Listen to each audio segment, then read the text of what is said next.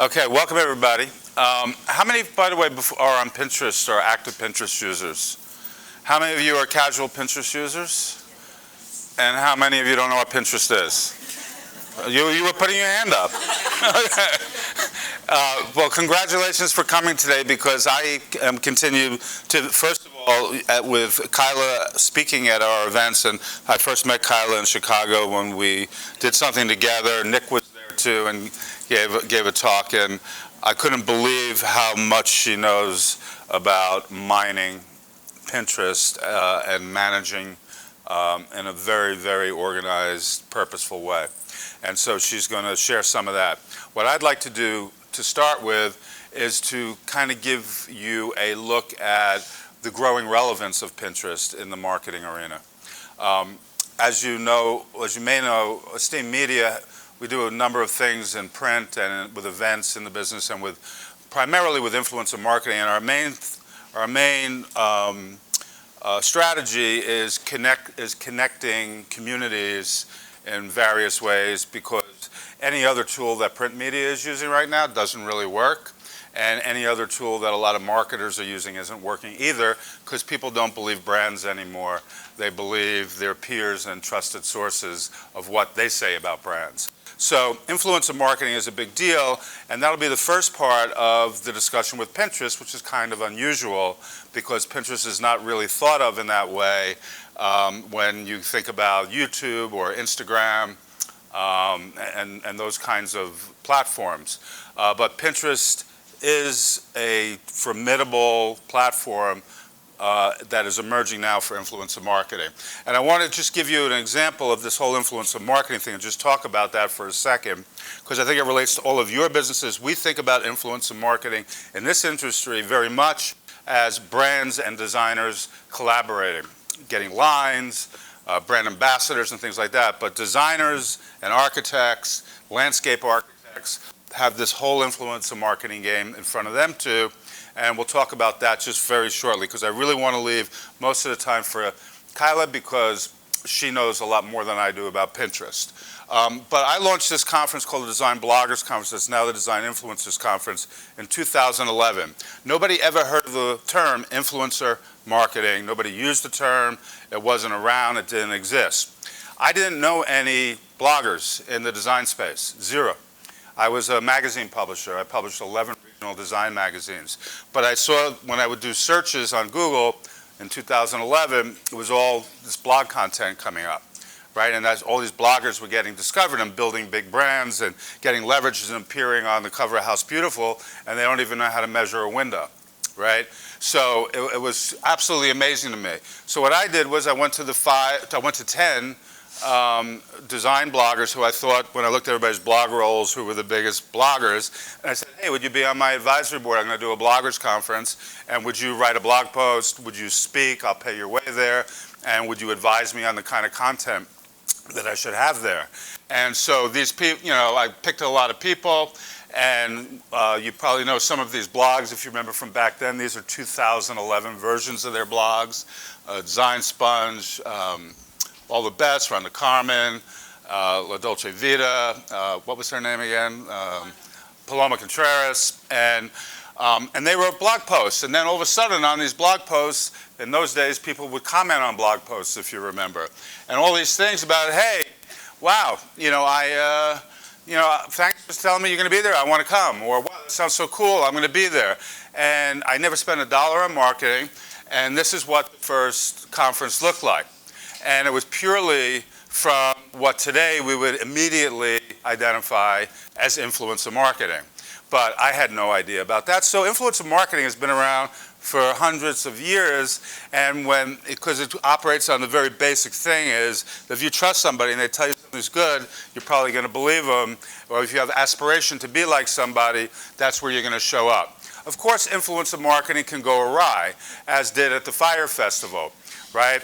And these poor people, they end up over there based on people like, Kendall Jenner, getting paid $250,000 to put up a post. She has no understanding about event marketing. She has no understanding about islands and festival organization, and she had no idea whether this was an authentic thing or not, but she, put out this tweet or whatever this on Instagram, and you can see the leverage it got, and you know what happened at the Fire Festival. So influencer marketing can go awry, but it truly is, if you think about all the things that have happened. Pinterest is around for how many years did we say? 2010. So 9 years Pinterest is around. Facebook, I don't know, maybe 5 more years. Twitter's a little bit after that. We tend to think we've lived all our lives with this. This is all brand new, but think about all the rapid change that we've all tried to figure out of how it could help us personally in our business. The fact is, this influencer marketing term and sensibility, I think, is probably the soft landing for social media. And just to show you how recent it is, this is a Google Trends search popularity chart, and you can see that starting in March of 2017, people started searching for influencer marketing. And it continues to go at peak levels, and influencer marketing is now a thing. It always was a thing, but now it's a thing, right? It's crazy. And the amount of money that brands are spending on it is going to top $6 billion in 2019. And the reason that brands are doing it is that this is kind of small, but if you look on the right, that's the cost of a post by a micro-influencer. Micro-influencers, and I'll talk about that in a second. Facebook ad, news feeds, promoted tweets, celebrity tweets, right? And posts by bloggers, right? And this is the cost per lead. So it's not the total out-of-pocket cost, it's how much does it cost to generate a lead through all of this, and micro-influencer marketing is the cheapest way at it. The things that influencer marketing the platforms that people are using influencer marketing for is Instagram and Facebook and YouTube, basically, right? And when you think about it, Pinterest isn't even up there. It's somewhere in the other, right? The reason that Instagram is an interesting platform is that you can have a really small following, but you are going to have the highest engagement rate. And the reason, when you look at the way the stratosphere of influencers, right, you may think, hey, well, I'm not an influencer, right? I've got like 3,000 followers on Instagram. Well, that's a very, very important target for people who are interested in finding influence to speak on their behalf. If you think about your business and all the people that are in your community that could speak on your behalf, there's tons of nano-influencers who have high relevance to what you do and can authentically talk about it. And I have a lot more to say on that. You can come to the Design Influencers Conference and hear more about that, but it's a long talk and I want to get to Kyla. And this goes back to what I was saying about micro-influencers.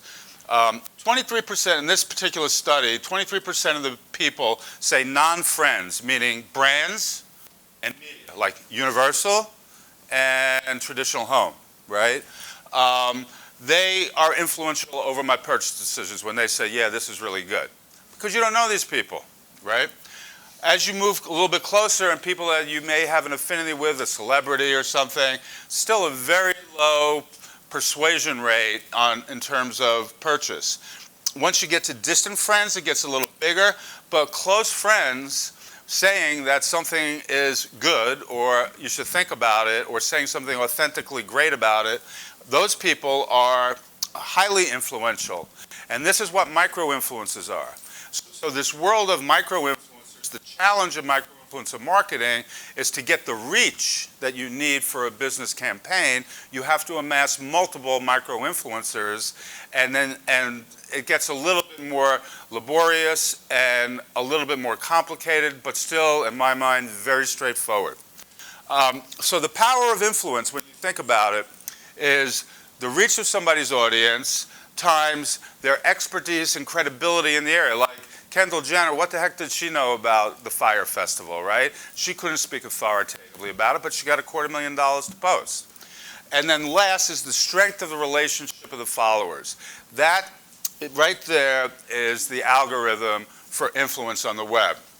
But brands, if they don't start to recognize this, they're going to lose their footing in marketing. because it's all about trust now, because people just don't trust brands.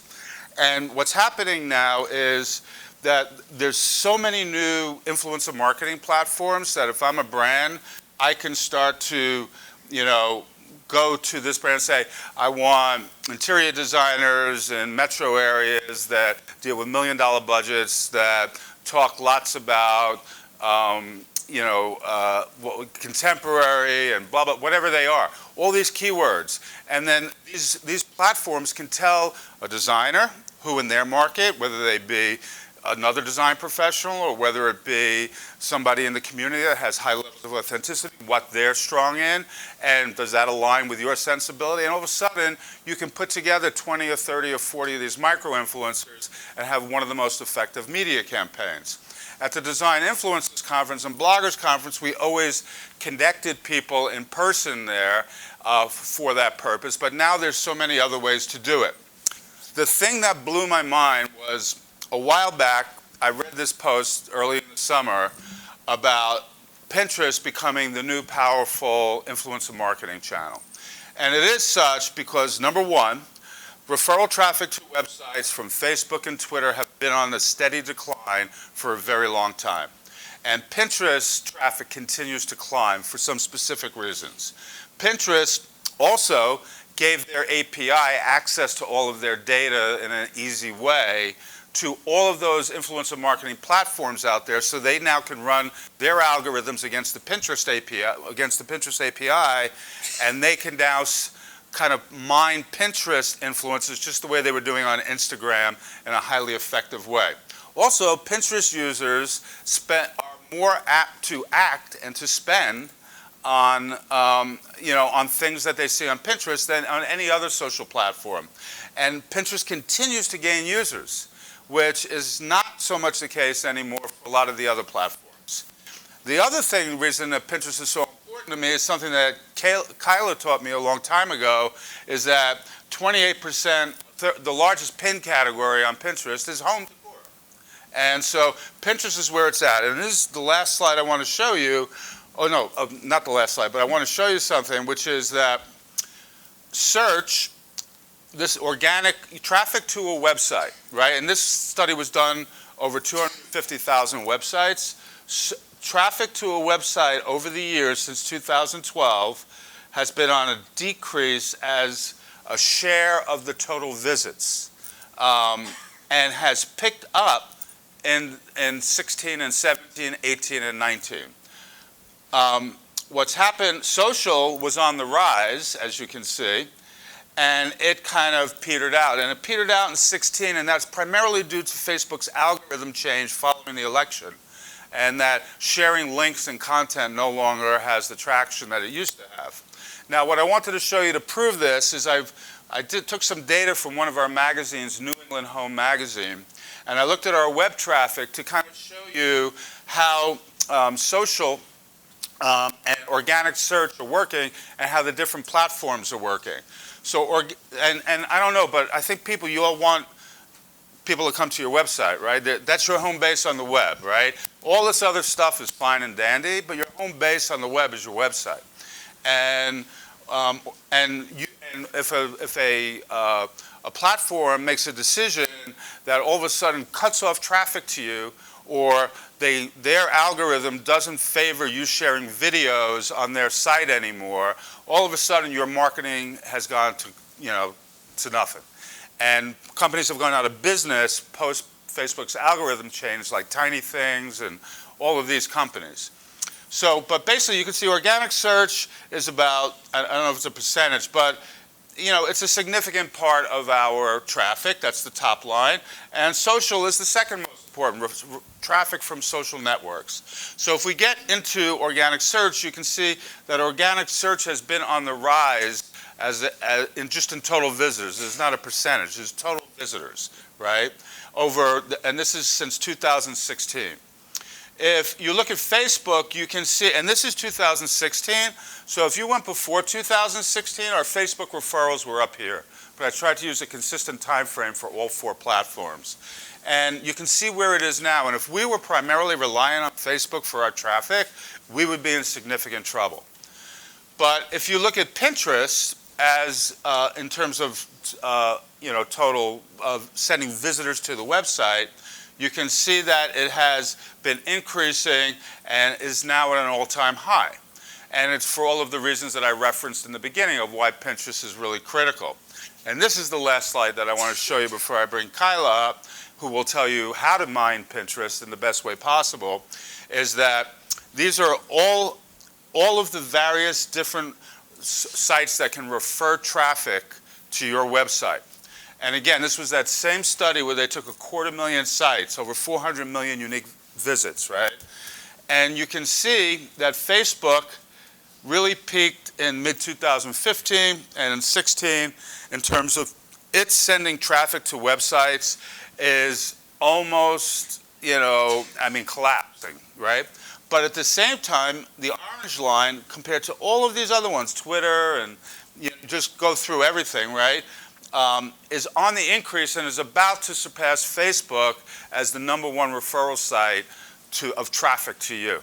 And there, again, there's lots of reasons how that works and so forth, and we can't get into depth of that here.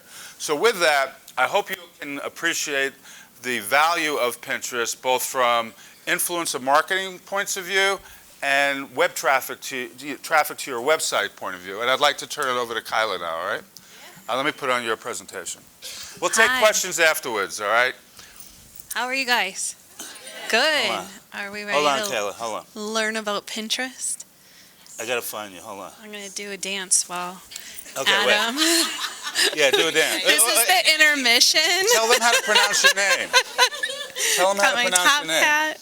Hold on. My name is pronounced Kyla Herbis. Oh, it's not working. Hold on. I'm going to call it up again. Hold on. I'm Kyla Herbis. Again. Okay. I write the blog House of Hipsters. I'm based out of Chicago. Let's see. I just opened my own brick and mortar home decor vintage shop. So if you're in the Barrington area, come say hi. And my blog has been featured on Huffington Post, BuzzFeed, Refinery 29, Rue Magazine, Apartment Therapy. I've made an appearance on Bravo and all that jazz. Okay. So now that you know who I am, why Pinterest? This is why you're here, right? When I read that Better Homes and Gardens' #1 traffic referral was Pinterest years ago, I was like, wait, what? So I said, I'm going to really dig into Pinterest and build my following and build my reach on Pinterest. And now I use it shamelessly to promote my brand. So why Pinterest? Pinterest is interesting because it's not a tool where people communicate. It's a discovery engine, basically. People go from, I'm just looking for something, and then they create these boards, and they find what they like, and they say, well, maybe I could do that. And then they may go back and look at their boards and go, yeah, I'm really interested in, redesigning my bedroom, or maybe I'm really interested in going to Cuba. And they're going to start narrowing down what they exactly like. And then it goes to, now I want to do this, and they're going to implement it. So people go there to discover, over 2 billion searches every month. Competition is super low on Pinterest right now as far as marketing goes. You are starting, this is not something that people started doing in 2010. This is something that people are starting to do now. So it's really in its early stages. Pinners are looking for advice. They're looking for ideas. There's over 75 billion ideas on Pinterest, which is kind of crazy when you think about it. And that was actually early this year, so I'm sure it's grown even more. And if you do this properly, how many times have you guys gone onto Google, done a search, and a pin is what comes up? First page, first link.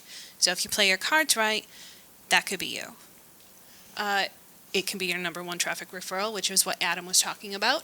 It also has free marketing intelligence if you have a business account. And I know a lot of people are going, well, I don't know if I want to change from a personal account to a business account. What if it affects blah, blah, blah.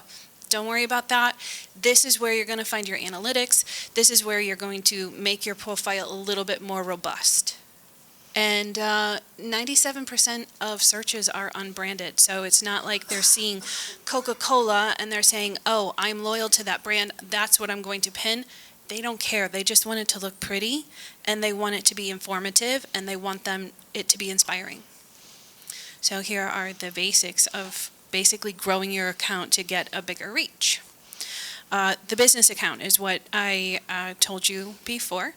And by the way, if anybody wants this presentation later on, email me hello@houseofhipsters.com, and I'd be happy to just send you the link.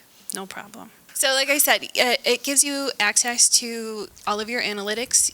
You can see what your audience's interests are, what they like, where they go, and what kind of content is actually being driven back to your site. So it really clues you in on what they're searching for and why they like you, to the point of I have looked at my analytics and I found out that a lot of my pinners like Etsy. They like certain colors. They read certain magazines, to the point where I dress a certain way when I go speak because I know that I can relate to them a little bit better. Weird, huh? Also, your profile will be a little bit more robust. It includes your URL and your location. So mine says that I'm in Chicago, and which is great for interior designers because you guys obviously are not going to, well, maybe you are, but if you're a smaller firm, say you're in Santa Fe like Heather back here, and you may not want to take a client in New York. So they can figure out where you are locally as well. And you want to claim your domain. So once you change over to a business account, go into your settings, you can claim your domain. This is the only techie part that there is to this whole thing. And there's lots of how-tos on how to claim your domain if you don't know how to do it. But it gives you a little snippet of code, and it tells you where to go, and you just drop that code, copy and paste it in there, press save, you're done. Okay, that's the biggest techie thing that you're going to have to do on this whole thing. And then after that, you can check your analytics. You have your featured logo or featured profile picture on all of your pins that comes up, which just adds that recognition for your face or your logo. You can also claim your Instagram account, your Etsy, and your YouTube if you have those as well. I obviously claimed my Instagram because I pin all of my Instagrams. And before I go any further, I should tell you, be the first to pin your stuff. When I first started blogging, I didn't think that I should pin my own stuff. I felt a little self-absorbed pinning my own stuff.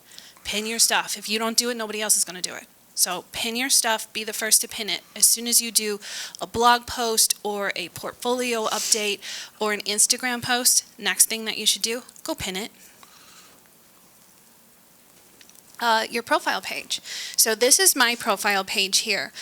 This is where people are going to find your username, what you do, and what your interests are, and what this profile is really all about. So in my profile description or my profile name, I'm not just called House of Hipsters. I fill it with keywords, like I chuck it full of keywords. So I'm House of Hipsters, home decor ideas, DIY decorating, style expert, mid-century modern. My description is learn to decorate, find home decor ideas, mid-century modern gal with a unique style and decorating ideas. I am telling people over and over and over what I am, and I'm being searchable. So then I'm going to create my boards. So you probably, if most of you all raised your hands, say I have Pinterest, and so I'm sure you all have boards. Do you have boards that are all relevant to your business, or do you have some that are about parenting or about dogs or about the color pink being pretty or about frogs? You can have all this stuff, but your Pinterest, and I'm going to touch on this in one of the next slides, your Pinterest isn't about you anymore. Your Pinterest is about your business. So whatever you're pinning that's personal, put it secret. Don't let it out there for everybody else to see unless you're really about that in your business. So if you really like frogs and your business is about frogs, leave the frog board open. Otherwise, make it secret. You can. It's a lot of work. It's a lot of work. I personally, because I don't care if people are really pinning stuff for my personal, pins. Oh, yeah. Yeah.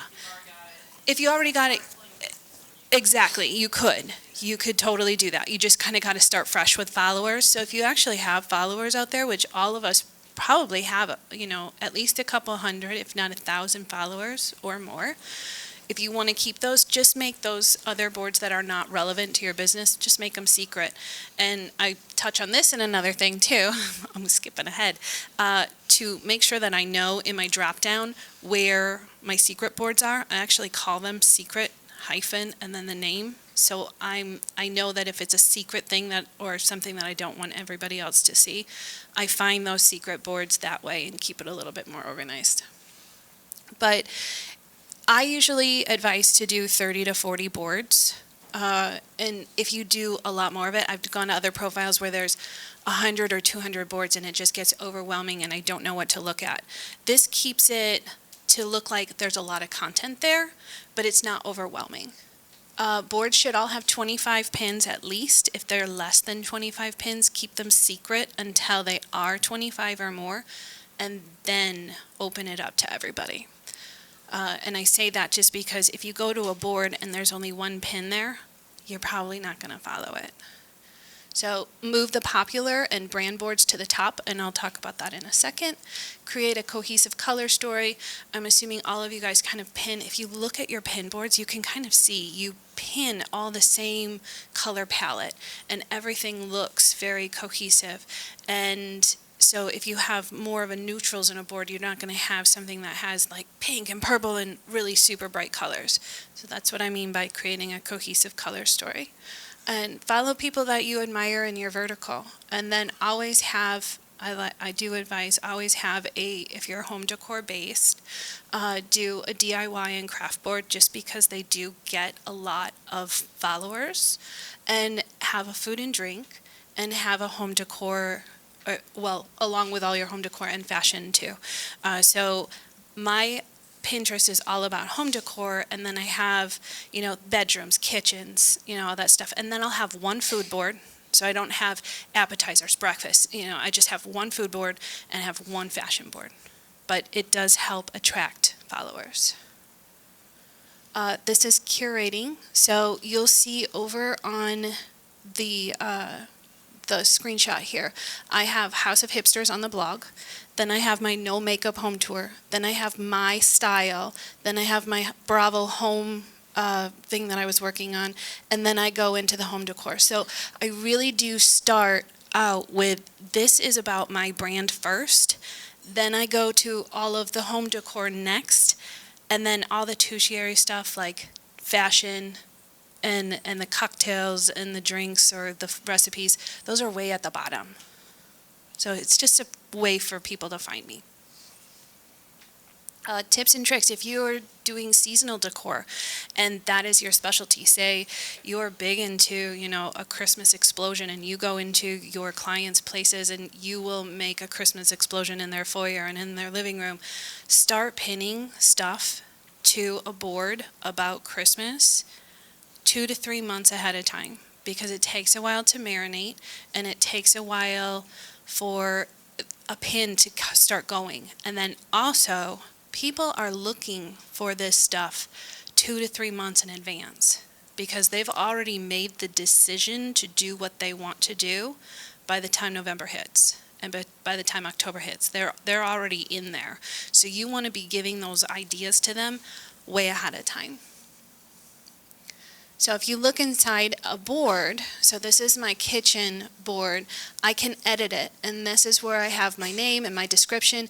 And in that description and in that board name, I am being searchable. I did not name, a food board, because nobody Googles, They Google, a kitchen or a chicken recipe, or they Google white kitchens, or they Google subway tile. That's the stuff that you want to have in your descriptions here and in your board title itself as well. And I see a lot of people have, if they write out kitchen, they put a space between it. They'll go K space, I space, T space, and I'm like, it looks different, but it's not searchable. Oh, and then this is actually really important. Under category, there's a drop down. put the category in there, don't leave it blank, because that actually tells Pinterest that, yes, it really is a home decor. So you're saying I'm home decor, you're saying I'm kitchen, and then, in this description I say, find modern kitchen design ideas for your next remodel or kitchen makeover. Best kitchen decor on a budget. Like, it is chocked full of keywords. And if you can't figure out what the keywords are, I will help you find those in a minute. So it's all about search engine optimization, SEO. Does everybody know what SEO is? Okay, good. Yay. Content is vital, and Pinterest is a search engine. And in order to have your content be found, you have to have search engine optimization basically in every pin, every board, in your profile name, everything. So use common phrases that you think that your audiences are going to search for. When you look at the actual pin, look to see what it is. Like, there's a Persian rug in there, or there's a funky arched modern coffee table, or there's a live edge coffee table. Call that stuff out in your pin description when you're describing it, because that's what they're looking for. Just saying white kitchen may not be enough. Give them more. And then if you do this right, you also may pop up on the Google search results as number 1. Add your local city in there. If you're a designer and you're in, like with me, little town of Barrington, Illinois, if I'm looking for an interior designer that specializes in kitchens and is located in Barrington, Illinois, and you have that in your pin, there is a very good chance you could come up in that search. So on this one, I kind of show you that I type in interior design trends in the search up top, and what comes up is this, all these photos here. And at the very top where those little boxes are in the different color palette are more keywords. So you have 2019, you have 2020, you have living room, you have bathroom, bedroom, color palettes, kitchen, 2018, inspiration, house beautiful, decor, small spaces. Use those keywords in your descriptions. If you can't think of what else to do a generic search, and it's going to give you, Pinterest is going to tell you what it wants you to put in there. And then mastering the smart feed. Gone are the days where you could go on a pin binge at midnight and spam somebody's feed. You just can't do that anymore. Now, the smart feed, Pinterest, is having these pins go into what it thinks is most relevant to its pinner. So just because you pin it doesn't mean it's going to go into your followers' feed. It has to be relevant to that person. So once your feeds are now filled with pinners, likes, and interests through an algorithm. We all love the algorithm, right? And it scores the pin based on how valuable it estimates its specific user wants it to be. And then once you pin an image, it takes 7 to 9 days. Like I said, it takes a while to really gain traction. It takes even 7 to 9 days to marinate and get that, initial effect of the pin. So it's not even going to go in somebody's feed right away. It's going to take at least 7 to 9 days sometimes. So what you want to do is you want to let it sit for a little while, 7 to 9 days, and then pin that pin to another board, and then pin it to another board. And then Pinterest recently changed its algorithm so that it also favors new content. Pinterest wants content because Pinterest is all about new content and finding those new ideas. So pin that new content right away, and also repin your power pins or your pins that have already gotten pinned. So you want to pin your stuff, you want to pin new content, you want to pin old content. Even if it's 2 years old, repin it so it's at the top of your board again every 7 to 9 days. And then vertical pins always outperform any other format every single time. If you have a horizontal in this feed, it just blends in. People can't see it. So you want that tall vertical, so you have as many digital eyes on it as possible. You want to take up as much room on that feed as you possibly can. And if you use Pinterest consistently with good SEO, the algorithm should reward you by ranking you a little bit higher. Then there's another little tips and tricks. I like to throw these in here. Hashtags. Hashtags, Pinterest introduced them about 2 years ago, I think, a year ago. I don't know. It wasn't super recent. Anyway, use them and type in hashtag home decor, hashtag kitchen, hashtag bathroom. And then when you repin it, maybe take the hashtags out. Maybe put them in. Maybe change them up. Always change up your descriptions every time you repin your pins. So here's some best practices. Write detailed descriptions, which we said. Create DIY or how-tos. Pinterest pinners love DIYs and how-tos, like no tomorrow. They want to know how to style a nightstand. They want to know how to hang a gallery wall. They want to know how to make a recipe. So choose a photo. Even if you don't have a blog or you don't have time to write a blog, but say you know how to hang a gallery wall like nobody's business. Have 3 photos, maybe they're horizontal, but stack them so they're in a vertical way. Do step 1, step 2, step 3, and write out how to do it in your pin description. All of a sudden you got a great pin and it's right there. Click to learn more. Want me to style this? Live in this area? Click to view more. That's always really important in your pin descriptions as well. Click to view more, because otherwise they're just going to pin it and it's going to sit in their board. If you want them to actually click on it and do something with it, give them a call to action. And like I said, if you only have horizontal images, stack them in the layout, and I'll show you what I mean by that in a minute. The lists and tips. Pinners love the idea of 7 ideas for styling a nightstand. Style a credenza 3 different ways. 9 steps to anti-aging. They love it. They love roundups. How many times have you guys seen Emily Henderson do 70 million different nightstands for your home? She does it all the time. Roundups are great. So if you have a blog, write a quick blog post. If you're looking for nightstands for a client and you see a bunch of them, put them into, if you don't know in Photoshop, use a program called Canva, C-A-N-V-A. It can help you basically look like a graphic designer without knowing how to be a graphic designer. And make a quick roundup in a post and just say, hey, these are my nightstand picks for fall or for 2020. And then pin that. And then be tasteful. That kind of goes without being said. These are some sample pins. This is one that went viral for me, how to marble dip mugs with nail polish. Yeah, that's exciting stuff. But it got picked up by BuzzFeed, which is really crazy. Multiple images. This is where I was talking about this popcorn one. This is where I said stack them. I do content for and manage a popcorn company's Pinterest account, and I create pins for them all the time. So this is how I deal with it when my photographer, or me when I shoot it horizontal, but I need it to be vertical. I just stack different photos and give it a little text overlay. Local guides too. If you live in, say, the Chicago area and you like certain places, this is my ultimate guide for vintage shopping in Chicago.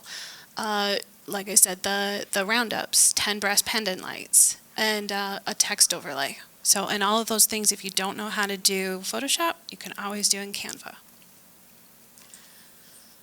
Now that we have written our profile page properly for SEO, and we've written our board descriptions for SEO, now we want to do pin descriptions for SEO as well. I know it never ends. So you want to provide multiple ways for people to find your pin. Be sure to include a detailed description full of keywords. And then there's 3 key thoughts to keep in mind. Keywords are, what is the pinner searching for? Entice them by describing what the pin is and what's happening on that pin, and then also give them that call to action that I just said previously. Click to see more, need design help, come to, live in this area, click to get more information. Something like that, where you're giving them that you got to do a little bit more here than just pin it. And then what not to do. Don't use horizontal images. Don't use user-generated content. It just doesn't go over as well. Like if you have someone, a stock photo of a woman on a computer with, some text overlay, it just does not capture that as well as more pretty pictures. Avoid excessive hashtags. I say that sometimes yes and no. I don't like to see something that has a ton of them, but if you're not really opening up the pin, you may not see it. So use as many as you want. And then don't overbrand. Don't be like, follow me, follow me, follow me, follow me. It's a soft sell on Pinterest. Another tip and tricks. The Pinterest 100. Does anybody know what Pinterest 100 is? It's awesome, and it's coming out soon. Every December, Pinterest releases its top emerging trends. You'll find it at newsroom.pinterest.com. And if you go there, you'll find it. Or if you just Google Pinterest 100, you'll find that. But in this newsroom, that's basically like Pinterest's blog, and they're going to tell you what's coming up for next year on the Pinterest 100, what everybody's searching for, and what Pinterest is really, or pinners are excited about. And then also Pinterest, on this same link, Pinterest also gives you monthly trending news on what pinners are searching for. So I did one for October, and this is October's pin trends. So a sunflower Christmas tree, I had no idea. A boho Christmas decor, yeah, I can see that. Small Christmas trees for the Small Space Squad. Diwali decorations, no idea what those are. Zero waste party decorations, that is up 81%. So people really are interested in this.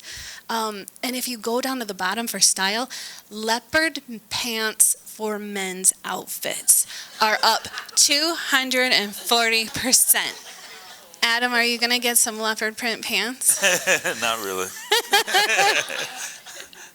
So the Pinterest, that newsroom, it's awesome if you want to see what's coming up next and what the average Joe is really looking for.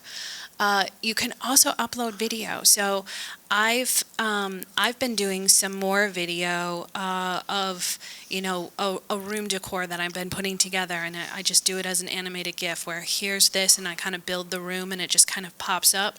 This was one that I did for Nordstrom where it was just a purse that went in and out. There's no music, there's no audio, it's super simple. It was literally 3 or 4 different slides to make it in Photoshop for me, to make that animated GIF. It was super simple, super eye-catching. It's just, that little bit of movement can really help you out in the feed. And then maintenance. Once you start pinning all of this stuff, I like to look through my board, and maybe you want to do this beforehand as well. Just kind of look through and clean up anything that looks out of order. So this is my bathroom pin, and there's a ravioli picture in there. That looks really weird. So I'm going to take that, and instead of deleting it, I'm going to move it to my food board. Because I don't know, that could be a really big pin, and I don't want to delete anything. Never delete your own pins either. Like, if they're your content, don't delete them, because you never know when that one is going to go viral. You can always take it, if you click on organize up there, you can take any of these pins. Like, if you hate one of these, take it and drag it down to the bottom. You don't have to have people see it, and it really doesn't matter what your board looks like as long as it doesn't have irrelevant content in it. And then also, you can delete up to 50 pins a day if you want to delete some. If you start doing more, or if your boards are really scrambled, like right in the beginning when you first start working on this, don't delete more than 50 and maybe like ramp up to 150. Just do it slow. Otherwise, the algorithm really thinks you're being funky or fishy or spammy in it. And then edit your descriptions. So get in my house is cute, but it doesn't work for SEO, which I keep just hammering it home for you guys. If your pins are full of irrelevant content, edit the descriptions even if they don't belong to you. So for one of these, if it's a modern living room with, a tufted Chesterfield and a Persian rug and a, live edge coffee table, write that all in there. And then for more ideas, click more or click through to get more ideas. Adding that call to action really helps. So you can edit, even if they're not your pins, you can edit those pin descriptions. So they let you do whatever you want to with them. Deleting versus archiving. So if you have a board that doesn't support your brand, which is what we kind of said before at the very beginning, you can delete that board, which will probably reduce your follower count. So if you have a board that's all about frogs, what you want to do is probably make it secret. If you don't care about those frog followers, just delete them. Just get rid of them. Because bye, Felicia, you don't need them. Many pinners only follow a couple boards. So they don't really go to your account and follow everything. They just say, oh, I'm interested in this, this, this, this, and this. Okay, that's it. So if you start pinning stuff that's irrelevant to them in those other boards, which is why that's really important for the ravioli, they could go and just unfollow you right then and there, which is weird and mean and kind of aggressive, but there you go. Secret boards. We kind of touched on this before. If you don't have, or if you have stuff that you want to still pin and have ideas for, just make it secret. I have secret boards, tons of secret boards for family dinners, mood board for clients, ideas for blog posts, home decor that's organized by color, which sounds weird. And then, like I said before, to make sure that I know where my secret boards are, I started off with secret. So it just helps me organize personally, and other people that have done that as well say, that was kind of awesome, little kind of secret. And then sections. I don't use sections very often unless I'm dealing with a client. So this was for a client that I was dealing with for Pinterest and Bravo TV. We basically did a whole mood board of things that my client was liking for her bedroom makeover. And then once it got down to actually purchasing pieces, we turned everything into sections, because going through the board, you're going, okay, I'm missing stuff. So we had the basics, like her sheets. That was in one section. We had the, little home decor pieces that would make for vignettes. We had that in another. We had the actual furniture in another, beds in another, rugs in another. And it was a lot easier for her to pick and choose the things that she wanted and was able to compare it. And then mix it up. Don't just pin your content. Make sure you pin a healthy amount of other people's content, because that's what Pinterest likes. And also by pinning other people's pins, which sounds weird that you're sharing other people's content, but it makes you look like you're an authority in your niche. And the best word to use for Pinterest is channeling the word helpfulness. So you just want to help guide them make those decisions through the, I think I can do this too, I know what I want to do. And I'll start going a little bit faster here. Group boards, the magic of group boards. I love a group board. A group board is someone that maybe you own, and you have a ton of followers, and you have great engagement, and you have this group board that is relevant to my niche. And in that group board, you say, if you want to join my group board, just email me. So all of you guys here are all interested in Pinterest, right? Get together, do a group board, start pinning each other's content. Each one of you guys can have a group board. You're pinning it to, so if I pin, I'm pinning it to your followers. Those are followers that don't know who I am, but they're seeing my pins. And say, I belong to your group board now. And then say, I have a group board, and you're going to pin to my stuff, and we're kind of sharing. So it's like a magical unicorn. I don't always pin all of my own stuff, but I do focus on my own stuff with somebody else's group board. I usually will do 2 of mine and 1 of somebody else's. I'm like, here's a treat. So it just helps it make it not look super spammy. My group boards have 3 a limit of 3 pins to it a day. So anyone who belongs to my group board can pin to it 3 times a day, and they do take advantage of it. So group boards work really well when you find the right one. If you don't know how to find a group board, head over to an influencer's, which Adam was talking about before. Head over to an influencer's account or competitor's account and scroll and find these little circles that are kind of cut into more of a pie shape. And the profile pictures, there's a bunch of profile pictures in those pies. The one that's on the furthest left, that's the owner of the group board. And then once you get into that group board, you'll find, like mine is Best of the Best Home Decor. It says it has contributors can do no more than 3 pins. So I have directions right here. And email me at hello@houseofhipsters.com if you want to be added. It's a great tool for getting more pins out there. And so if you're pinning 7 to 9 every time, all of those days, will always pin to my own board first, my House of Hipsters on the blog. Then in 7 to 9 days, a week later or so, 2 weeks later, I'm going to go back and just take one day and I'm going to repin it to a bedroom board. And then I might repin it again every 7 to 9 days to a group board. And then I might repin it again. But I'm always repinning from different boards, or a lot of times I do go back to where I originally did that first pin. Oh, one thing about group boards, always make sure you're following that board before you ask if you can belong to it. You wouldn't believe how many people have no idea who I am, and I go to add them and I can't unless they're following me. And you're right, it is terrible. So no blog, no problem. We were talking about, you can create your own pin. So let's say you don't have a blog, now what? I make pins for Double Good Popcorn. They only have 14 pages, so it's not that there's a lot of content there that I can keep repinning. It's just a product page. So I go in and make these. You can do them in Canva, like I said, or Photoshop.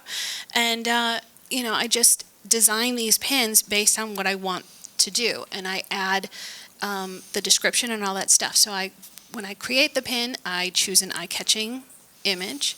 Then I use the proper ratio, which is this 2 to 3, which is what Pinterest recommends, 600 by 900 or 1,000 by 1,500.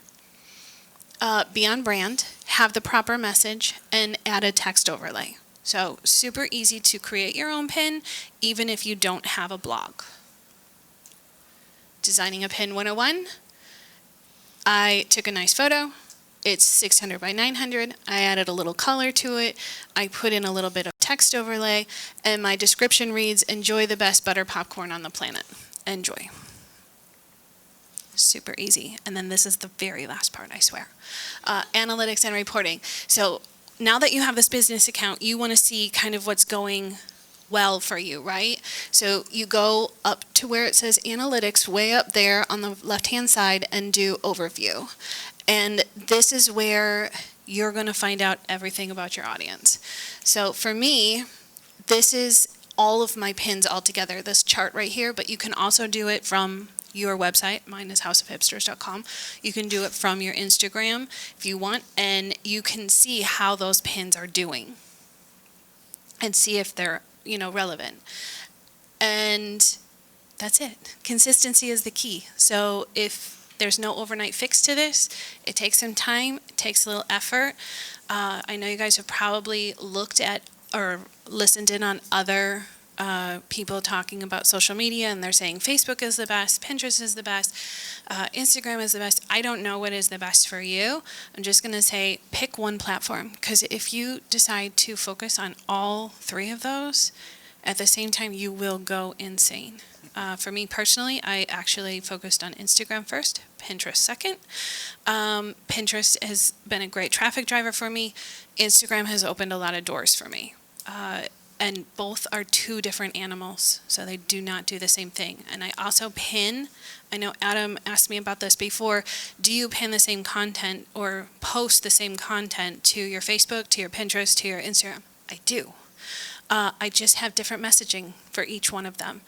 So it really depends on what you want to accomplish. If it's driving traffic to your website, focus on Pinterest. If it's getting your name out there, maybe it's Facebook if you have an older audience, maybe it's Instagram if you have a younger audience. So it just depends on what you think is best for your business. And that is Thank it. you, Kale.